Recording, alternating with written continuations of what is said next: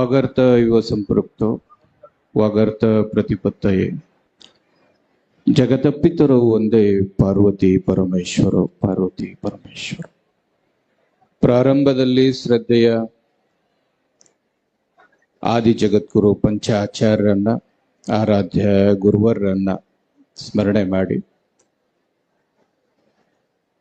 ಈ ನೆಲದ ಒಡೆಯ ಭಕ್ತರ ಪಾಲಿನ ಭಾಗ್ಯನಿಧಿಯಾಗಿರುವ ಸದ್ಗುರು ಸಿದ್ಧಲಿಂಗೇಶ್ವರನ ಕೂಡ ಸ್ಮರಿಸಿ, ಸಿದ್ಧಲಿಂಗೇಶ್ವರನ ಅಂಗಳದೊಳಗೆ ಒಂದು ಹೊಸ ಇತಿಹಾಸ, ಹೊಸ ಮನ್ವಂತರವನ್ನ ಸೃಷ್ಟಿಸಿ, ಒಬ್ಬ ಗುರು ಮನಸ್ಸು ಮಾಡಿದ್ರ, ಒಬ್ಬ ಸಮರ್ಥ ಗುರು ಮನಸ್ಸು ಮಾಡ್ದ ಅಂದ್ರ ಏನೆಲ್ಲ ಮಾಡೋಕ್ ಸಾಧ್ಯ ಅನ್ನೋದನ್ನ ನಾವೆಲ್ಲ ಈಗ ನೋಡ್ತಾ ಇದ್ದೀವಿ. ಬರೇ ಇದು ಇಷ್ಟೆಲ್ಲ ತಯಾರಿ ಆಗಿದ್ದು ಎಷ್ಟು ದಿನದಾಗ ಅಂದ್ರೆ 3 ದಿನದಾಗ. ಈ ಯೋಜನೆ, ಈ ಕಾರ್ಯಕ್ರಮ, ಈ ಪೆಂಡಲ್, ಇಷ್ಟೆಲ್ಲ ಜನ, ಸ್ವಾಮಿಗಳು, ಇದೆಲ್ಲ ಪ್ರಿಪ್ರೇಷನಿಗೆ ತಗೊಂಡಿದ್ದ ದಿನಗಳು ಎಷ್ಟು ಅಂದ್ರೆ 3 ದಿನ.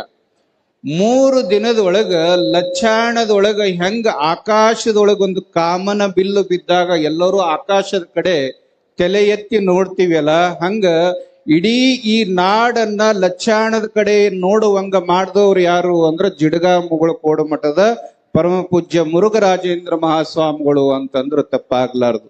ಅಂತ ಸಮರ್ಥ ಸದ್ಗುರು. ನಿಜವಾಗಿ ನಾವೆಲ್ಲ ಇವತ್ತ ಬಹಳ ಹರ್ಷದಿಂದ, ಬಹಳ ಸಂತೋಷದಿಂದ ನಮ್ಮ ನಾಡು ಆನಂದದ ಸಮಯವನ್ನ ಕಳೆಯಾಕತ್ತದ. ಯಾಕ ಅಂದ್ರ ಇಷ್ಟು ದಿನ ಗುರುಗಳು ಬರ್ತಿದ್ರು ಹೋಗ್ತಿದ್ರು. ಇವತ್ತೇ ಜಿಡ್ಗ ಸ್ವಾಮಿಗಳು ಲಚ್ಚಾಣಕ್ಕೆ ಬಂದಿಲ್ಲ, ಬಹಳ ಸಲ ಬಂದಾರ. ಬಹಳ ಸಲ ಲಚ್ಚಾಣ ಸಿದ್ಧಲಿಂಗೇಶ್ವರನ ಕರ್ತೃತ್ವಕ್ಕೆ ಹಣೆ ಮಣದಾರ.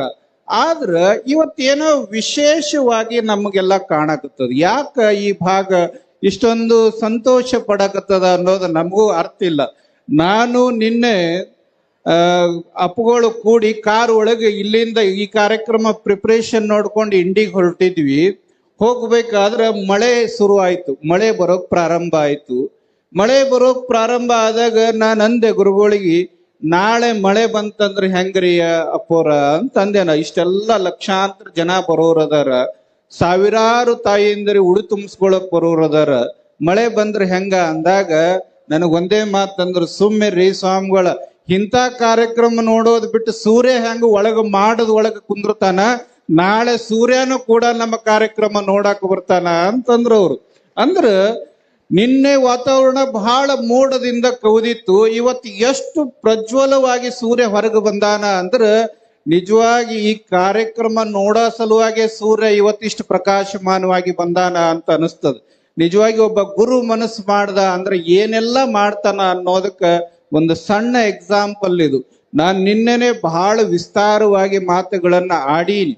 ಸಮರ್ಥ ಗುರು ಮುರುಘರಾಜೇಂದ್ರ ಮಹಾಸ್ವಾಮಿಗಳಲ್ಲಿ ಎಂಥ ಶಕ್ತಿ ಅದ, ಅವರಲ್ಲಿರುವಂತ ದಿವ್ಯತೆ ಎಂಥದ ಅನ್ನೋದ್ರ ಬಗ್ಗೆ ನಾನು ನಿನ್ನೆನೆ ಹೇಳಿನಿ. ಏನು ಅಂತಂದ್ರ ಅವರು ಸಾಮಾನ್ಯವಾಗಿ ನಮ್ಮ ಜೊತೆ ಕಂಡ್ರು ಕೂಡ, ಬೆರೆತರು ಕೂಡ, ಅವರಲ್ಲೊಂದು ಅಮೋಘವಾದ, ಅದ್ಭುತವಾದ ದಿವ್ಯತೆಯಿಂದ ಕೂಡಿರುವಂತ ಶಕ್ತಿ ಅದ. ಯಾವುದು ಅಂತಂದ್ರ ಲಚ್ಚಾಣದ ಸಿದ್ಧಲಿಂಗ ಮಹಾರಾಜರ ತಪಸ್ಸು, ಎಲ್ಲಾ ಲಿಂಗ ಮಹಾರಾಜರ ಭಕ್ತಿ, ಸಿದ್ದರಾಮ ಶಿವೇಗಳ ಒಂದು ಕರ್ತೃತ್ವ ಶಕ್ತಿ, ಇವು 3 ಯಾರಲ್ಲಿ ಅಡಿಗ್ಯಾವ ಅಂದ್ರೆ ಡಾಕ್ಟರ್ ಮುರುಘರಾಜೇಂದ್ರ ಮಹಾಸ್ವಾಮಿಗಳಲ್ಲಿ ಅಡಿಗ್ಯಾವ.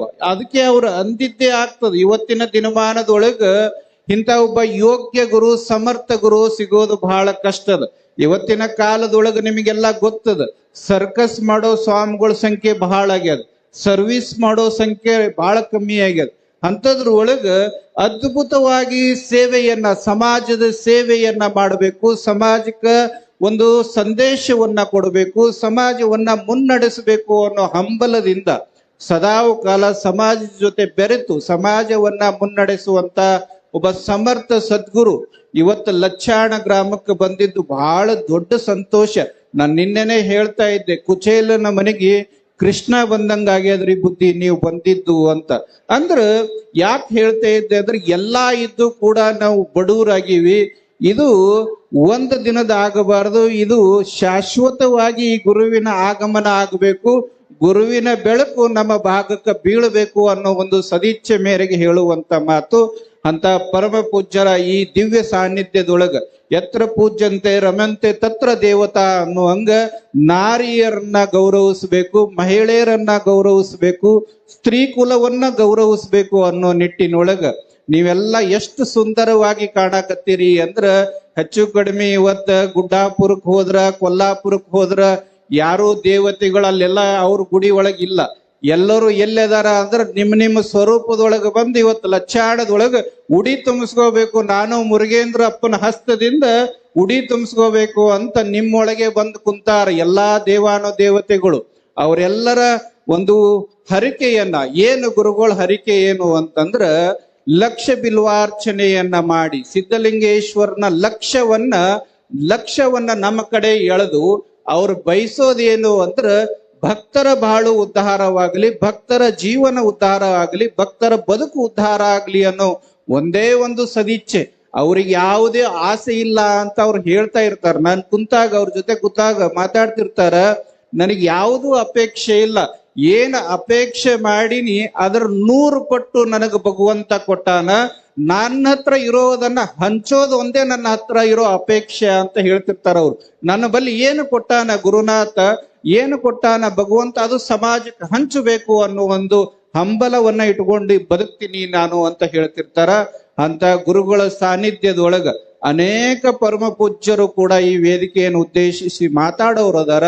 ಅವರೆಲ್ಲರ ಆಶೀರ್ವಚನಗಳನ್ನ ಕೇಳಬೇಕು. ಮತ್ತ ನಮ್ಮ ಬಸನಗೌಡರು ಬಂದಾರ ಅಂದ್ರೆ ಸುದ್ದಿ ಆಗದೆ ಇರೋಂಗಿಲ್ಲ. ಅವ್ರು ಅಲ್ಲಿ ಬಂದಾರ ಅಂದ್ರೆ ಇಲ್ಲಿ ನಾವೆಲ್ಲ ಆ ಕಡೆ ನೋಡ್ತಾ ಇದ್ದೀವಿ, ಯಾರು ಬಂದಾರ ಅಂತ ಹೇಳಿ.